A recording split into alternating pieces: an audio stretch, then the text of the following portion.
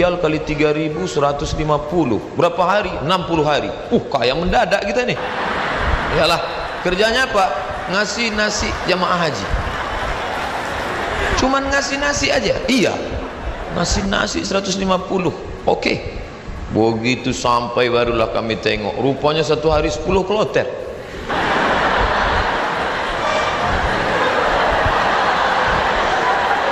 Satu kloter 400, 10 kloter 4.000 orang yang mau dikasih.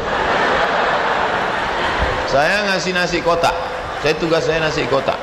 Kawan saya yang satu nih, yang sekarang di Jakarta itu bagian ngasih jeruk. Asal yang jamaah haji itu nenek-nenek dikasihnya 1, yang anak gadis dikasihnya 5. Jadi setelah jam istirahat saya bilang, ente zolim, saya bilang. Ini yang kita kasih ini bukan jeruk kita, ini punya umat. Nanti di akhirat kita akan dituntut di padang mahsyar. Kok ente kasih buktu 1 yang itu 5? Nenek itu kita kasih jeruk 1, memang tak tekunyahnya lagi gitu. Ini anak gadisnya kita kasih. Jadi kalau cerita sama Ustadz itu ada saja dalilnya. Jadi saya kalah dan dia sekarang alhamdulillah setiap saya pergi haji, pergi umroh kemarin di King Abdul Aziz itu saya foto. Habis itu saya kirim ke kawan-kawan dulu, ingatkah di kau wahai kawan 20 tahun yang lalu kita di sini. 20 tahun yang lalu kita di sini bekerja, inilah setiap melihat kemah-kemah, setiap melihat atap ini terkenang kalian. Aku masih ingat kalian dulu yang membagi jeruk, nenek-nenek 1, anak gadis 5. Dibalasnya kiki. Kan biar masalah. Sekarang jamaah-jamaah haji ini sombong. Jamaah haji ini tak semuanya hatinya baik, banyak juga yang sombong. Menengok kita kerja, nampaknya berkeringat, berpeluh, sepele nengok kita. Panggilnya, sini bentar. Ya Pak, sudah lama jadi TKI. TKI bukan hina. TKI itu pahlawan devisa. Saudara-saudaraku yang bekerja menjadi TKI di Hong Kong, di Singapura, kalian pahlawan devisa. Tapi orang menyepelekan kalian. Kalian mencari makan di negeri orang lain, padahal di negeri ini sumber makanan. Kenapa? Makanan itu dicuri orang. Akhirnya kita susah, mahasiswa susah, pekerja susah, istri meninggalkan suami yang dalam keadaan sakit menjaga anak untuk mencari nafkah. Disepelekan. Sudah lama jadi TKI. Kami ini mahasiswa Pak. Di mana kalian belajar? Di Kairo. Asal dari mana? Riau. Memangnya tak ada universitas di Riau? Ada Pak. Cuman 1 semester 5 juta. Sidang tertutup 10, sidang terbuka 15, buka tutup 25. Tak ada duit. Maka kami belajar jauh-jauh. Selesai S1, pulang saya ke rumah. Haji Abdul Somad LC titelnya, lagi cemas. Ke bawah tak berakar, ke atas tak berpucuk. Tak tahu apa mau dibuat. Pulang ke rumah menengok kebun sawit ada di rumah. Banyak Pak Ustaz? Tak banyak, cukuplah untuk 7 keturunan. Kalau tak dijual-jual. Lalu kemudian saya pun pergi ke kebun 2-3 hari, seminggu 2 minggu. Kata mak saya, Mat, kau pergilah dari kampung nih. Kenapa? Pokak telingaku dah. Masa kuliah di luar negeri balik ke kebun juga. Akhirnya pergi saya ke Malaysia melanjutkan S2 untuk menyelamatkan telinga mak saya. Ngambil S2. Di mana sekarang Somad? S2.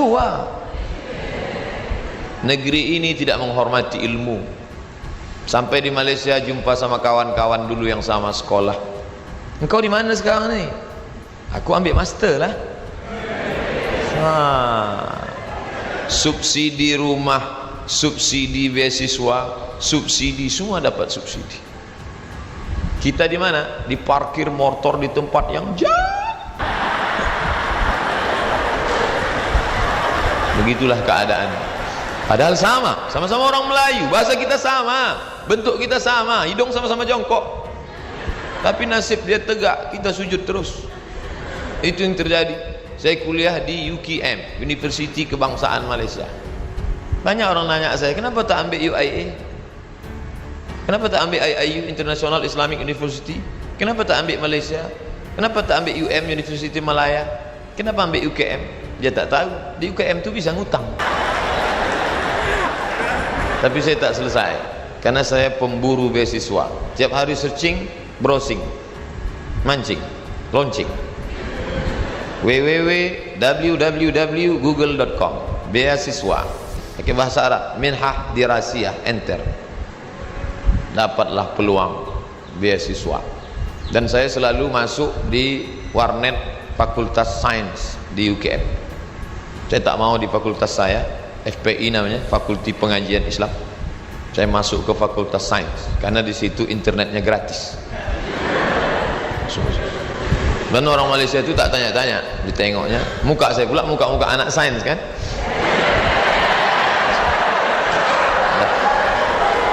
Nah, habis itu dapatlah info, katanya ada satu negara menyediakan beasiswa.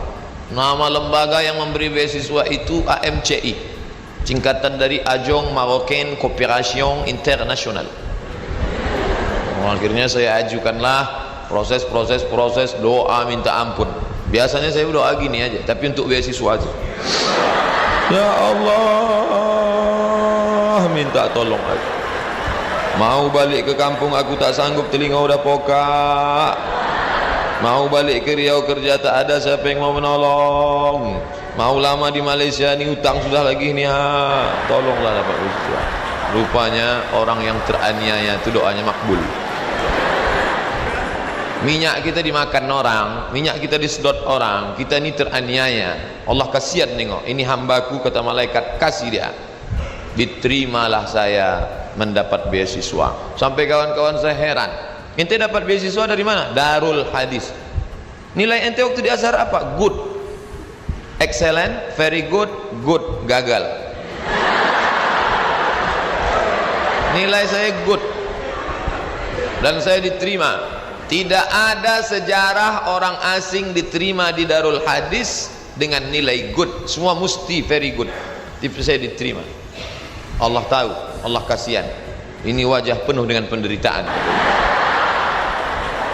Akhirnya saya diterima di situ dan saya pun belajar dengan penuh suka duka dan dipatok 24 bulan mesti selesai. Nama titelnya DESE, Diplôme étudiant, Diplôme études supérieures approfondies. Tapi tak saya tulis itu karena titel itu Diplôme études supérieures approfondies, desa, kampung. Akhirnya saya tetap pakai yang Inggris punya, LCMA. Walaupun banyak yang nanya, apa LCMA itu Pak Ustaz? Lagi cemas menghadapi apa-apa dan ama-ama. LC itu diambil dari bahasa Inggris, licence, diambil dari bahasa Perancis, liaison, artinya ijazah. Orang ini sudah punya ijazah, ajaza yujizu ijazah, dia boleh mengajar. MA itu sebetulnya bukan titel saya, daripada ditulis DESA, tapi DSK PNS ditulis DESA karena waktu mendaftar dulu dikatakan tulis menurut titel negara asli, Diplôme études supérieures approfondies. Lalu kemudian saya pun pulang membawa 2 ijazah, LC di kiri, MA di kanan. Ada orang memanggil, sinilah ngajar ke kampus kami? Tak ada. Ada orang mengangkat karena ente sudah pontang-panting, tunggang langgang, lintang pukang, maka kami angkat menjadi PNS? Tak ada. Malah kehadiran kita dianggap sebagai ancaman, kita disepelekan, kita diremehkan. Perjuangan panjang, mau pergi kemana lagi? Tetaplah tinggal di sini. Akhirnya kabar itu datang juga, Riau Pos, beritanya kecil 2 jari, penerimaan dosen 30 orang. Datang saya membawa map ke lantai 3. Assalamualaikum. Waalaikumsalam. Kuat salamnya, semangat kan? Bu, katanya ada penerimaan dosen di sini ya? Ya, saya mau melamar jadi dosen. Kata ibu tuh, Pak, kalau mau melamar jadi dosen harus S2. Tak yakin dia saya S2. Pondok saya buka atas saya tunjukkan ijazah saya. Tengok. Tengoknya, apa ini kata dia? Rupanya tak bisa dia baca. terus Arab semua. Datang pegawai dari dalam, atasan dia, coba tunjukkan ke yang di dalam. Tunjuk, dibacanya, tengoknya, siapa yang punya ijazah ini? Ini orang, Abdul Somad, guru saya dulu. Kemana aja ente hilang selama ini? Hilang, kata dia. Saya akhirnya setelah melewati proses panjang, ini fotokopi, saya mau jadi dosen pak, fotokopi ijazah, transkrip nilai, legalisir, semua oke, sudah pak. Ada lagi yang belum Somad. Apa pak? Surat kesehatan dokter. Ragu dia saya sehat, tak tahu dia saya tahan tegak lama. Pergilah saya ke puskesmas Jalan Harapan Raya sebelah kanan, masih ingat saya tempatnya sekarang. Sampai ke situ, assalamualaikum bu, waalaikumsalam, saya mau ngurus surat sehat. Ya sebentar ya. Tak lama sudah itu datanglah bidan, baju putih, jilbab putih, rok putih, membawa balon warna hitam kecil. Pasang. Sebentar ya pak ya. Iya. Katanya mau memeriksa detak jantung. Memang jantung saya tak normal detaknya waktu itu. Cantik pula bidan tu. Itulah. Periksanya lah. Habis itu keluarlah, buatnya sehat. Anda sehat. Ini suratnya. Saya mau cepat balik. Saya tariklah surat itu. Saya menarik, dia menarik.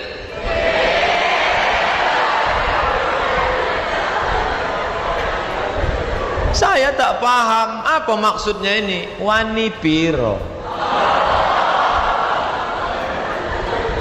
Kami kuliah 4 tahun di Mesir, semua gratis. Asrama gratis. Uang saku dikasih tiap bulan. Sampai-sampai tiket pulang saya pun gratis. Mesir itu bukan kaya macam Saudi Arabia. Dia tak ada minyak. Miskin Mesir itu, tapi bisa membiayai kami anak Indonesia 100 orang setiap tahun, dan yang kuliah di sana 74 negara. Fir'aunnya Husni Mubarak, terserah mau ngejek dia jahat, yang penting saya gratis kuliah 4 tahun dari Al-Azhar itu, walaupun bukan tanah dia, tapi itu dari wakaf Al-Azhar. Negeri ini kaya, gemah ripah loh jenawi, tongkat dan batu jadi tanaman. Di Mesir kalau diletakkan tanaman itu mesti disiram dengan air baru tumbuh. Di tempat kita campakkan aja batang ubi itu ke belakang, tengok besok pagi bertunas walaupun sungsang. Ini negeri luar biasa, tapi orang belajar. Berapa banyak orang tua di negeri ini mau memasukkan anak sekolah SMP pun tak sanggup. Daftar ulang 14 juta. Doktor, dosen golongan 4D ngobrol ke saya hati ke hati, aku tak sanggup menyekolahkan anak ini Ustaz Somad. Baru 2 yang sekolah, belum kuliah lagi, mau jadi apa ke depan. Nah, jadi berkaca Mesir luar biasa dengan Al-Azharnya, dan kami kuliah di situ. Sampai kawan saya ini suka makan cabai, mengunyahnya malas. Cabai itu tendang kiri tendang kanan telan, kiri kanan telan. Akhirnya biji cabai itu tak hancur, menumpuk di dalam. Ini ada usus kecil, usus buntu, begak cabai, busuk di dalam. Kalau sampai meletup, bam, big bang, mati. Maka ini mesti dipotong. Akhirnya dibelah sedikit, dipotonglah ujung usus buntu tadi. Biaya operasi 3.000 pon kali 2.000 perak, 6 juta. Tak ada duit. Mau nelpon ke Indonesia, krisis moneter, $1 20.000, tak ada duit. Akhirnya keluarkan kartu Al-Azhar. Azhari? Ente Azhari? Azhari maksudnya ente taman orang Al-Azhar? Ya, gratis. Sakit gratis. Di negeri Fir'aun sakit gratis. Di negeri kita sehat bayar. Tapi tidak saya ceramahi orang puskesmas tu. Takkan pula mungkin saya assalamualaikum warahmatullahi. Karena saya mau cepat, saya keluarkan aja duit 25.000. Nah, ambil lah tu. Pergi saya. Pergi saya urus, dah selesai. Pak, ini surat sehat. Ada lagi yang belum Somad. Apa pak? Surat keterangan berkelakuan baik. Astagfirullahaladzim. Orang sesoleh ini diragukan juga. Gimana? Saya bolak-balik lah sudah masuk berbagai negara. Entah berapa negara sudah saya lewati. Tidak ada pemeriksaan yang saking ketatnya, ketat luar biasa. Cobalah tengok kita mau masuk pesawat, berapa kali mesti buka dompet untuk tengok KTP. Emangnya kita ini teroris? Di Malaysia gak begitu betul, gak gitu-gitu amat sih, kata orang yang lama di Jakarta. Tapi apa boleh buat, dia khawatir. Saya urus surat bahwa saya bukan teroris. Saya bukan teroris, saya seorang pelajar muslim yang mendapatkan beasiswa, dan saya pulang membawa ijazah. Saya mau mengabdikan ilmu saya, tidak ada urusan lain. Saya tak ingin merobok-obok negara ini. Saya tidak ada hubungan dengan jaringan internasional. Saya cuma mau mengajarkan ilmu, memperbaiki. Alhamdulillah diterima. Ikutlah tes dosen dengan berbagai macam lika-liku. Pokoknya hidup ini penuh dengan ujian. Jadi kalau adik-adik, ujian apa? Ujian MIT Pak Ustaz. Habis MIT apa? Ujian UAS Pak Ustaz. Habis ini ujian apa? Ujian ini skripsi Pak Ustaz. Habis ini apa? Promo Pak Ustaz. Kenapa hidup ini penuh dengan ujian? Dunia adalah tempat ujian. Berani menghadapi dunia, berani menghadapi ujian. Takut menghadapi ujian, jangan menghadapi dunia. Takut menghadapi dunia, mati aja. Belum sampai masanya mati gimana Pak Ustaz? Kalau nampak jenazah lewat, ikut. Itu apalagi hidup di dunia.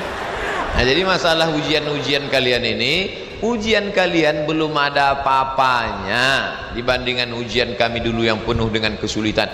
4 tahun gak jumpa orang tua, itu luar biasa. Ustadz aja yang bilang luar biasa, orang saya yang merasakannya kok. Saya nggak nengok muka emak saya 4 tahun, sampai lupa saya muka emak saya itu macam mana. Ingat, 4 tahun. Ditengok muka emak orang Arab tak sama. 4 tahun saya tak jumpa. Berangkat 2002, berangkat 1998 5 September, pulang 2002 bulan November. Tapi saya sudah menyelesaikan kuliah di bulan Juli. 3 tahun 10 bulan selesai S1 saya. Pulang. Makanya sekarang kalau saya nengok mahasiswa, langkah gontai, gaya nyantai. Ente semester berapa? Ente semester berapa? 14 Pak. Tidak Pak. Bagus nih balik kampung, tanam sawit, buka kebun, tanam lele dumbo segala macam. Ngapain ngabis-ngabiskan duit orang tua?